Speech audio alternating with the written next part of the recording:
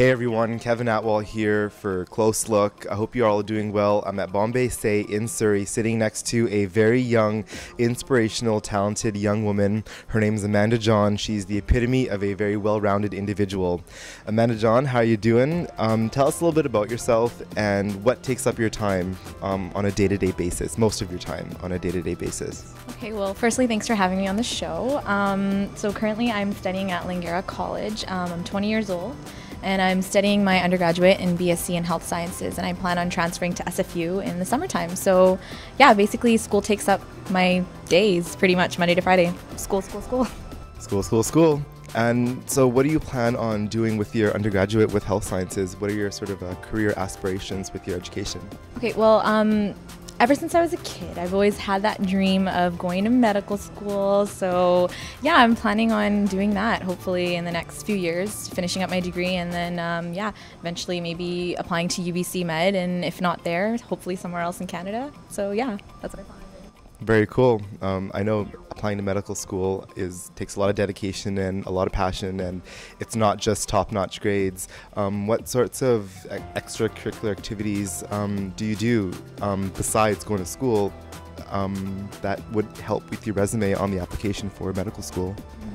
Well, one of the things that medical schools really look for are volunteer experience. And so just recently I started volunteering at Vancouver General Hospital, and I've been doing it for the past 6 months. And I think that opportunity really kind of confirmed in my life that this was exactly what I wanted to do, because I was jumping a lot back and forth from dentistry and med, and I wasn't sure exactly what I wanted to do. And I think getting this opportunity of just working in VGH and being in that hospital environment just kind of, it really satisfies me, and it really makes me feel like this is exactly what I want to do in my life. So yeah. Excellent.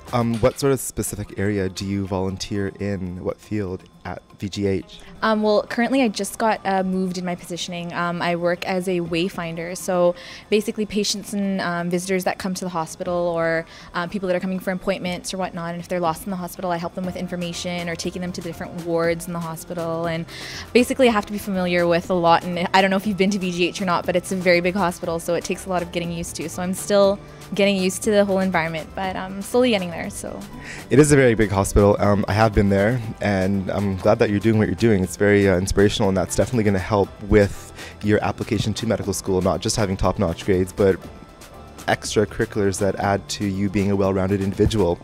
Any other extracurricular activities, interests, or hobbies that you engage in that aren't pertinent to your academic career, sort of anything you do for fun?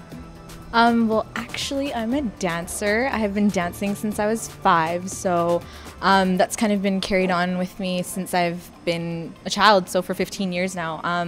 I started off by performing on my own, and then I joined a dance school for about 3 years, Ringila Dance School, and did a few shows with them, went to a competition in LA, and my parents took me out of that. I was kind of sad about that whole experience, but you can take the dancer out of the dance school, but you can't take the dance out of the girl. So that always kind of stuck with me. So I always still continued to pursue that. And so, yeah, I started performing at a lot of cultural programs with my own society, and, you know, choreographing routines to the younger youth within my community as well, and showing them that, you know, you can give back to your community in a way, and they'll pretty much appreciate you for your talents and what you have.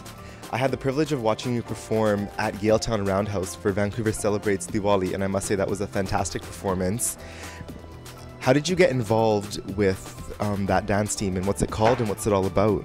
Okay, well, most recently, it was about in March that I actually got recommended through one of the ladies that was the creative director for GSBC, which is the Gujarati Society of British Columbia, and they have this festival known as the Ras Garba festival that happens every 3 years. And so what it basically is just 3 main groups were participating: the Garba team, Ras team, and the youth folk. And I was on the Garba team, which is an all-girls dance team. There were 16 of us, and yeah, I had the privilege of training for about 6 months, and it was a great opportunity. Our team was called Lady Garba.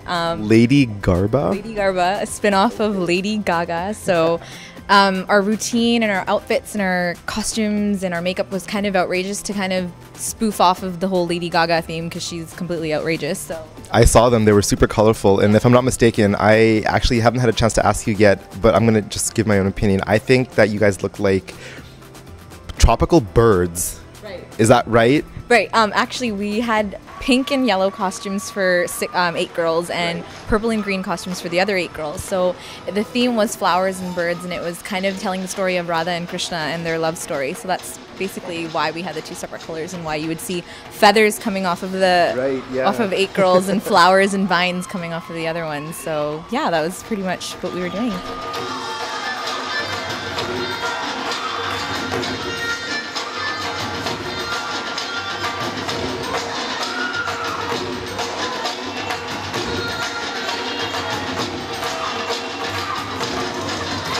That's very cool. And you guys also won first place, is that correct? Yes, we did. We performed in Edmonton, and not only our team, but all Vancouver teams actually won first place. So we kind of swept the whole floor. It was really good. Good for you guys. That must have been an amazing experience. It was unreal. It was a great experience. We went in there tired. We had practices like every single day, 3.5 hours, maybe every day, and we were exhausted, but it was a great way to end the whole weekend by winning. So it was great. So Amanda, you're clearly a very well-rounded, talented individual in the arts and academics.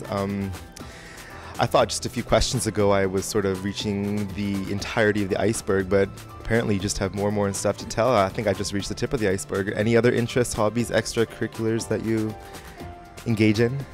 Actually, yes. I help with my church that I attend, and I hold weekly youth group Bible study groups at my house every Thursday, and that's just basically an opportunity for people of the community, anyone who wants to come, to feel free come into our homes, well, my home, because I host it there. And it's just a positive environment where people can just come to hear a positive message and, fellowship with people from the community and have a good time to eat and just hang out. So yeah, I do that once a week, and I also sing at church as well. I recently started doing that. So yeah, I'm quite involved, and these things also will help me with my resume eventually when I want to pursue medical school. So yeah. Oh, it definitely will. I'm surprised. How do you find time for yourself? Sometimes 24 hours isn't enough in a day. I'm gonna tell you, I feel like overwhelmed sometimes, but it's a matter of doing what you love and knowing that at the end of the day it's all going to pay off, and that's kind of what motivates me and keeps me going. So yeah. So Amanda, I know that you clearly have a lot on your plate. You're very talented. You're part of dance groups, associations, you host youth nights at your place, and you're very well motivated in your academics. Have there ever been situations where you have tried to achieve something that either you've had shortcomings or you've been rejected and completely shot down? And if so, because it is a reality, how do you think, and what's your train of thought to move forward and not let that hold you back?